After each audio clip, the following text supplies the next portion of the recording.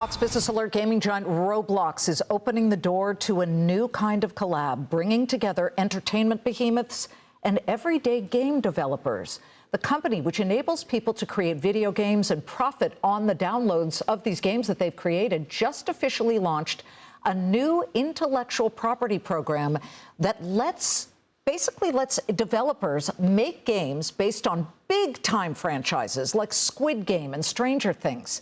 So in their beta testing and then the reality, some of the major standouts that burst out from this collab: Ink Game, which is a survival game inspired by the show Squid Game, and Escape from Hawkins High, inspired by the Netflix hit Stranger Things. How big could this opportunity be for Roblox and its creator economy? Joining me now in a Fox Business exclusive, Roblox founder and CEO Dave Baszucki. Dave, not so easy to get a Netflix or a Lionsgate to hand over their content for any purpose whatsoever. How did you get them to strike the deal? Well, every day, great to be here. Every day, over 150 people come together on Roblox, and they, as you mentioned, play with their friends.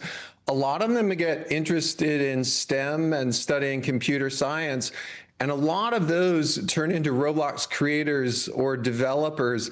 And the Roblox developers, it's an amazing community. They've built games like Dress to Impress. They've built Grow a Garden. They're now building games that are really the most popular games of all time. Grow a Garden was played by over 25 million players, really. And some of them started to dabble in IP. We have some great IP collabs like NFL Universe and SpongeBob SquarePants. And so this is starting to be viewed as a system. How do we connect great IP from great platforms like Netflix or Mattel with great creators who want to use that IP? And that's what our IP platform is. It's almost like a telephone switchboard that connects creators with great IP so they can make amazing games with IP like Polly Pocket or, as you said, Stranger Things. Well, now, were you helmed in by any restrictions from the Stranger Things people? Did they say, you know, you can't make the Demogorgon look like something else? Absolutely. So tell me what the limits were.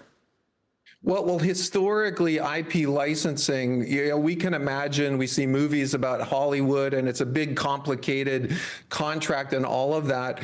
We've systematized it, so someone who holds an IP license can make decisions like, we would like to approve every game, or we have some parameters around the use of the IP.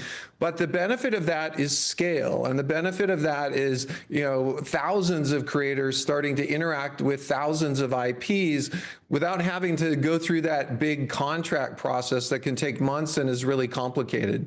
I would think that some of the movie companies who own this intellectual property and own these franchises would think, and sometimes incorrectly, you know what, we can make our own video games, but it appears that your creator community is way more expert and creative when it comes to doing these things. So what is your pitch to other creators or other, I guess, content owners right now who are watching?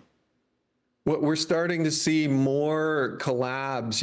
We've seen Driving Empire partnered up with Lego and starting to show a bunch of vehicles from Lego, which is absolutely amazing. One of the pitches is scale, and then one of the pitches is control. The way our IP manager works will allow IP holders, some of them want everyone to use the IP if it's done in a compliant way with their policies.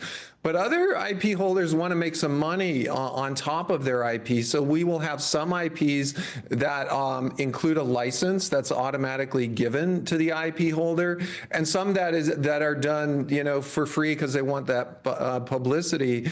And I would share that a lot of this is in the movie industry, G-rated content. But on Roblox, with ID validation and ultimately facial age estimation, there's also 18+ type content as well. Like the movie Saw is an IP license manager on Roblox for the right age group only. Since you brought up age and age groups, obviously this has become an issue for Roblox. You have 3 states that have filed suit, the most recently being Texas, saying that Roblox is just a hellscape for all kinds of pedophilia and people that are trying to lure children, minors, to do horrible things. What is your answer to Texas and Louisiana and Kentucky who have sued on similar claims? Well, our answer is time and time again, when we talk to AGs, legislators, senators, parents, kids, there is universal consensus. Everyone wants to keep kids safe on Roblox and really on the internet and everywhere. And I think more and more parents are realizing how Roblox is different. We're very different in that many young people with access to apps have access to a large array of apps on Roblox. The difference is we filter all of the text. That means everything a youngster is typing gets filtered. We do not allow the sharing of images anywhere. We do not, we monitor for critical harms. And I think parents are becoming aware that kids do have access to a wide range of apps. Attorney generals, for example, the alliance we made with the Attorney Generals Association, I think ultimately they all want the same thing. And we really do look forward to working with them to develop really the future standards for the internet. You had the tie-in on AI. That really does tie in to what we're going to be doing by the end of the year, which is what we believe will be the gold standard for communication safety, and that is knowing the age of everyone on Roblox, in addition to filtering text, controlling what ages might communicate with other ages. Okay, so age gating, a lot of parents have called for that, and a lot of people have called for that, and yeah, because you don't want that type of trouble. David, the stock is not a trouble, up 74% year to date. Your next big thing is 4D. Can you explain how you are using AI to implement, I guess, 4D, and what does that actually mean, a 4D future?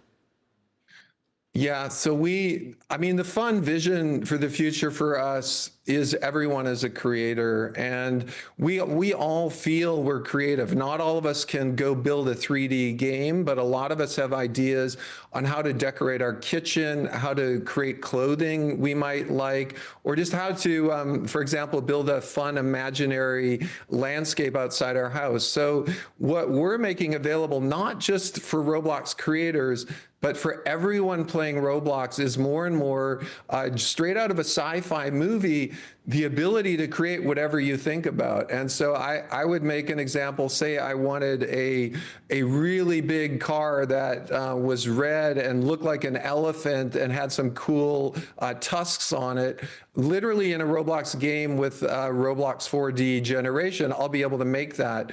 We use the term 4D just because we all know what 3D is. Yeah. 3D is walking around the world. 4D, we really use meaning function. These are objects that you can drive. These are objects that are interactive, that you can interact with. So 4D is our nomenclature for interactive 3D objects. Okay. Well, David, make the Claman Countdown 4D. I want to see that.